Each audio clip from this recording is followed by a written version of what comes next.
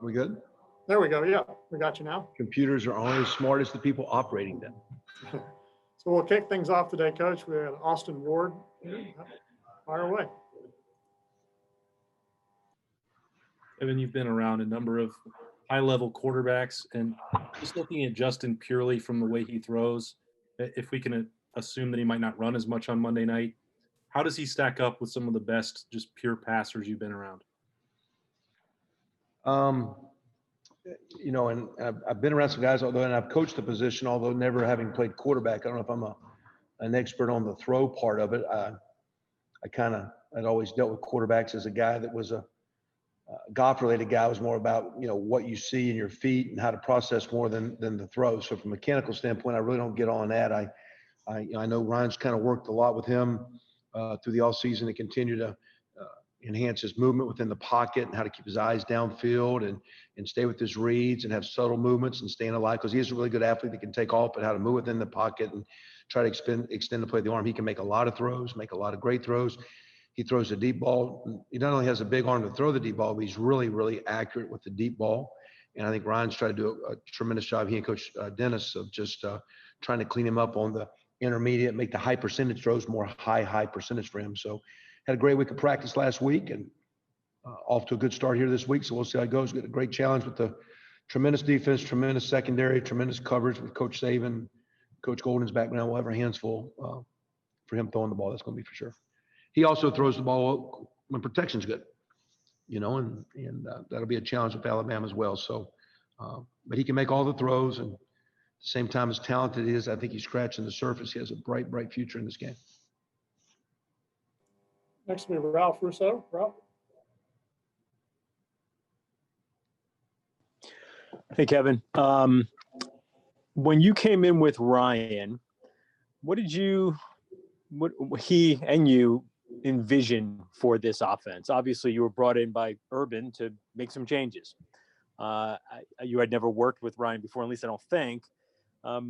Where did sort of your philosophies meld? What was his vision? What was your vision? And what were these again? So what was the evolution that you guys were looking to sort of take place on the Ohio State's offense? You know, I think with his background, having played in a similar offense, that in time, you know, my background being older, it went from the original I formation, you know, Midwest offenses that were ran. You know, my college coach came from the Mid-American Conference, Nick Crum from Miami, Ohio. And when you went to North Carolina, he ran the sprint draw and the power and the counter and the fullback belly and the toss and power pass and sprint draw pass and counter boot and old-fashioned I formation plays. And we did that. And in time, the only reason why we changed when we went to Northwestern in the 2000 season was just a need of not having tight ends led to the evolution of running this offense. Well, Coach Day's coordinator at New Hampshire was Chip Kelly. Me and Chip had crossed paths through a mutual friend. James Patton had got to know Chip when he was coaching at Rhode Island, and Chip was at New Hampshire. And now we're at Northwestern, and so we visited. And I think, you know, Chip kind of ran with it his way. We were kind of running with it our way in the spread. Over time, you know, I was an offensive line background guy that had a little bit of quarterback play, but Ryan's a pure quarterback guy. But I think him being around his background at Boston College and his background being around some of his coaches that he had a couple stints there where with Coach O'Brien and with Coach Adazio, where he had some really good line background head coaches. So I think Brian's a skill guy that understands line play. I'm a line guy that knows a little bit about skill play, not a lot, but a little bit. And I think we have similar views, but slightly different, but they're cohesive in that we're playing through this spread game. When we came here, it wasn't like we were putting ideas in. We were learning what Coach Meyer wanted us to do, period. And we learned that style of offense and what the language was and the way he wanted to operate, getting the ball to Paris Campbell, and at the time with J.K. and Mike Weber, and throwing the ball and what J.T. Barrett could do with the line. Over time, with Haskins and the passing game, it evolved a little bit the next year. But that initial year when we got here was really just trying to be a great teammate and be a part of what Coach Meyer would always say, it's the Ohio State offense. And over time, each year, the Ohio State offense has evolved a little bit. And in Ryan's time and with him, we've changed a little, but really we haven't gotten away from trying to be physical, run the ball, score touchdowns in the scoring zone, take care of the football. So, our vision never changed because we never got away from the core values. When I was at Northwestern years ago, and we changed to the spread, we never got away from the core values that Randy Walker wanted. We were going to run the ball. We were going to try to be physical. We're going to take care of the quarterback. We're going to not win the turnover battle. We're going to win the field position battle, play good defense, kick the ball well. Those are the same things we try to do here at Ohio State. Those will be things we'll try to do Monday night, because that's going to be the key to winning. So we've been able to morph and evolve, but it really just started with what Coach Meyer wanted. And since that time, we've kind of played to the strength of our players more than things that Coach Day or I or anybody wants to do. Next will be Mitch Stacy. Mitch.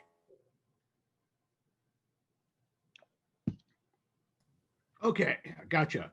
Hi, Kevin. I wanted to ask you about Patrick Surtain. He's maybe the best defensive player in the country. Just wondered what challenges he poses to you guys, and what you have in your bag of tricks to try to neutralize that guy. Well, his thing is of course, then they can do many different things with their coverages and adjustments, but in reality, he's such a great cover guy that basically you put an X on that guy because he's covered up, locked down a lot. And that being said, that he doesn't need to, have a lot of safety help or bracket help or inside help. He can play a guy one-on-one. So that allows the defense to then bracket other receivers, or that allows the defense then to cheat with linebackers and safeties to outnumber you and outgap you in the run game. So, he's a tremendous player. A guy we recruited hard. I know Coach Combs was disappointed when we didn't get him a few years back, and Coach Halfin, those guys were dealing, trying to get him in here. I think it was just Coach Combs back then, but he's a tremendous player. He's athletic. He's long. He's going to do a great job doing his part to helping what's a very, very strong defense do well. So I'm sure there's going to be some reads where the ball is going to go that way because Justin's going to fill the matchup. We have good receivers that goes to that guy. But he'll be he's one of the best players in college football. He has a great future playing defensive back. He's one of the premier defenders, and he'll have a great career, not only in college, but moving forward. Next will be Barry Chapman. Barry? Yeah, Kevin, you gave us a good, good lineage of your offensive pass going back to Dick Crum. Where does your 07, 08 no-huddle stuff fit in there? How much of that, what you did in Norman in those 2 years, tie in with any of the stuff you're doing now, or that really anybody's doing in this offensive world we live in? Yeah, hey Barry, I hope you're doing well down there. Sending my daughter back down to school there in about a week or two. It's we didn't want to go or didn't plan to go no-huddle when we're at Northwestern, but back then we were studying what Coach Rodriguez did. We were trying to find something because we did not have tight ends and fullbacks. And we did it in the spread set because that's what everyone did. And when I was fortunate enough to get hired by Coach Stoops to come to Oklahoma, we fiddled around with my first year or so, a little bit in some practices with Coach Long, but it really didn't fit the terminology we had at that time. It really didn't fit our guys. We were playing really, really good back then. That's the 2000, and in fact, that was the team actually played Coach Saban's team in 2002, and then the 2003 team that played in the Sugar Bowl. We didn't really come to it until the 2008 year when Sam was coming back. Bob came in the offseason and said, I think we need to look at no-huddle. And I said, well, Coach, if you want to, we need to change a couple things the way we practice, because you got to practice a certain way. And I don't know if that fits the way you want to do things defensively. And I remember he had Coach Schneider came down that year from K-State. He was out of coaching at that time in their clinic. I remember I met with Coach Schneider and I said, Coach, I'm struggling because Coach Stoops wants to go no-huddle. And I think that might mess us up because we're really pretty good on defense. What do you think? And he says, well, because you got a good offense, I think you're going to get more at bats. So, Barry, what we were able to do because of Jermaine Gresham, Brody Eldridge, a phenomenal player, Matt Clapp, we were able then to start doing no-huddle with personnel groupings where we weren't spread out all the time, or it wasn't quarterback run game all the time. We were able to add the Mike Leach style passing that we continue to do that Mike had brought in there in 99. We're able to add that with now some really strong tight end play with Jermaine and Brody. We had a really good offensive line with Trent Williams and Phil Lodeholt and Duke Robinson and John Cooper. And we had some good players on offense. Manny Johnson and Joaquin outside. It was a really, really, and we had DeMarco and Chris Brown dotting the I back there. So there's some good players. But the deal was, I remember talking to Herb Street preseason. He said, "You guys are going to be good." I said, "Kirk, I don't want to say anything till after we get by this game in the middle of October. But I think we're going to go no-huddle with this multiple personnel groupings. I think we can mess with some people." Now the game is called, defenses have caught up. But I think that's from there when the RPOs started coming in, the multiple personnel groupings, offenses has continued to grow. There's still some great defenses, but you're going to see two strong defenses playing against two pretty really, really strong offenses on Monday night. And that's kind of where the game's evolved. Even the pro game where guys are scoring 35, 40, 40 some points now. Next, we have Dennis Dodd. Dennis?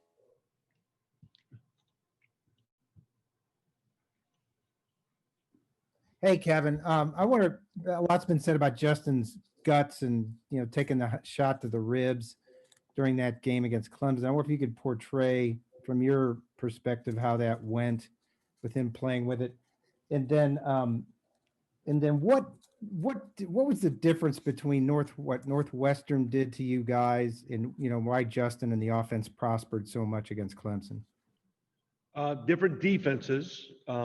Northwestern's, they played well in their bowl game against Auburn. I think they won 35-18 or 19. That really good season. They're, a little bit different, not as multiple with pressures or looks as Clemson, but they were, Coach Hankwich is in his own way different, but a great coordinator and had a great run up there. And so, they were able to keep the ball in front of them. We had a couple of receivers out that maybe threw our timing out a little bit of whack.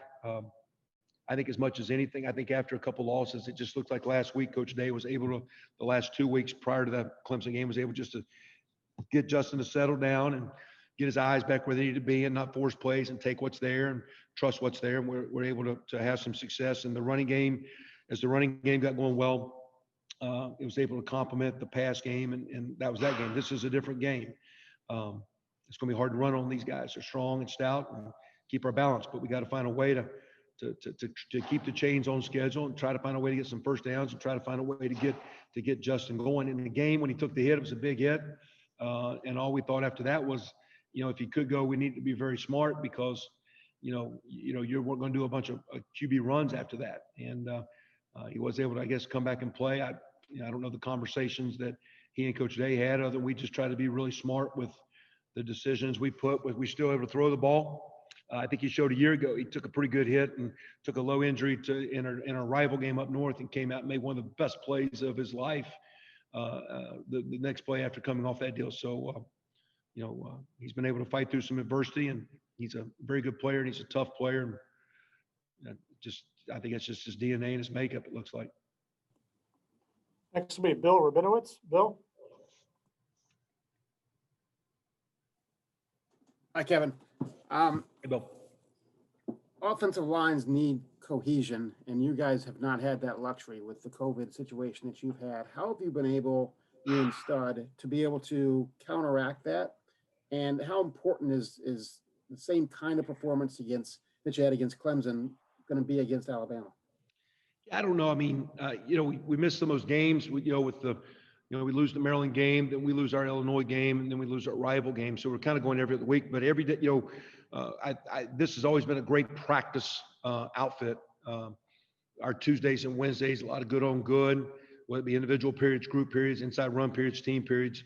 And that being said, sometimes our second team players, we do a lot of 2s-on-1s. Sometimes our second team players are playing as some of the best players in the country in practice. So, we had a game where we had a couple linemen out, but to me, I wasn't really over concerned about that game. I knew we had some talented players coming in. I knew they'd been practicing well. So I actually think, I don't think you run the ball the way we've been running in a team that's not an option-oriented team and don't have pretty good line playing cohesion.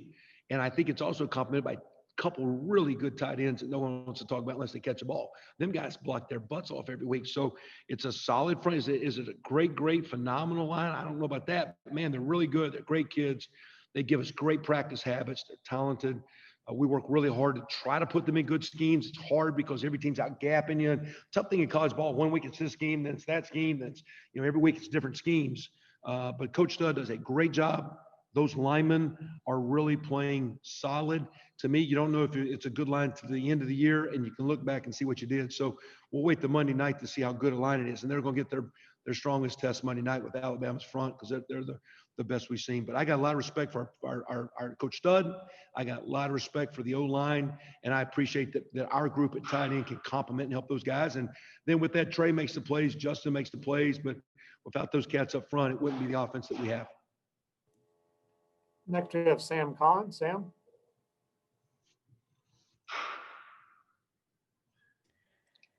Hey, Kevin.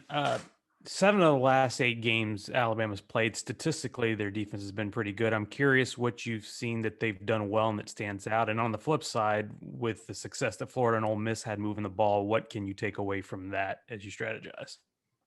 Yeah, the Ole Miss game's early, and I think it looks like, as they've been able to play, one of the best ways to get better is by playing. I think that's why we played pretty well the other night. We finally got to game 6, game 7, game 8. Typically, that's when we were, we'd have like one of our Big Ten road or home games that second, third, fourth week of October, a big game. That was kind of where last week was in our calendar of games, the way the schedule fell this year. So I think Alabama's gotten better because they've been able to playing a great league against great players every week. I know Florida got hot and I think got into a little bit of a shootout. Credit to Florida to making some plays and keeping some drives extended. But to me, I haven't played Alabama in quite a while. You watch them. I've always watched Coach Saban's teams. Shoot, I think the first year we competed against him was like 90, 91 at Miami, Ohio, when he was at Toledo, or something like 1990, I think it was. And he was the head coach up there. So crossed his path at Michigan State as well. Crossed him at LSU, and now here we are, seeing his Alabama team. They're a great defense with talent, length. They're going to make it unbelievably challenging. I just think as they play, they've gotten better and better. And, you can skew the numbers, and statistically, we can always make offenses and defenses look better than they are or worse than they are. The key things is the great teams do what it takes to win every week, and that's what their defense does. And that's what Coach Saban has done as well as anyone that's ever coached the game of football. We have time for one more. Nathan Baird. Nathan? Hey, Kevin, I was talking to some people around Thayer Munford the other night, and they were mentioning this meeting I think you and Stud had with him late in the recruiting process. You were having him kind of go through some offensive stuff. What do you remember about that meeting? And just what perspective do you have now on the accomplishment of him getting to Ohio State, getting through this season, or getting through his career, but then also the season he's had? He, I'd gotten hired a couple weeks, and I don't know the issue with why we were taking a line, whether I don't know if we'd lost someone or someone that left or but all of a sudden we want to take one more lineman. We're going back and forth, and Thayer as I think a junior. I think is why I remember seeing Thayer myself as a sophomore when I went and watched the practice when his head coach, when he was at Massillon, when they were over at LaSalle at the time down in Cincinnati. Matter of fact, our punter Drew Christian was there, and he said, "Coach, I got a good punter." And Drew punted went across the field over the press box. I never forget that. It's like, geez, I never seen a guy kick it over the press box. But Thayer, I remember Thayer's a young player, and Coach Meyer wanted me to go up to this meeting with Stud because I have a line background to give me my opinion. So we get down, we ask him like, "Hey, let me see you. Let's watch a little tape with you. Let's talk some ball. Tell what you know. Draw a play. His coach had him get in a stance and all. I looked at Stud. I go, "What's wrong with this guy?" And at the same time, because I just gotten here, I'm afraid, well, if I put my stamp on this guy, a thumbs up, and he's a flop, it's like, I don't know what I'm talking about. But the whole time I'm like, what's wrong with this guy? This guy's going to be an elite player. I know he's a 3-star recruit, but I thought he had a great, I thought he was going to be awesome. So credit to him now. He's the guy that stayed healthy. He's the guy that's worked hard to stay in shape. He's the guy that's gotten stronger. So Thayer himself has made himself into a great player. But I remember that first meeting, there's some hemming and hawing by a lot of people. And should we? And I'm glad we had the meeting. It was very quick for me to think he had a chance. Doesn't mean he's going to make it. He's made it because Thayer and his family and everyone has backed him. We've had great support here, but I do remember that meeting specifically in the Massillon. There's a little basketball game they're having up at Massillon. I remember things specifically. Coach Meyer, me, and Coach Stud sitting there one day with him. Great. Thank you very much, Coach. We appreciate your time, and we'll see you in Miami. Happy New Year. Thanks, guys. Thanks, ladies. That concludes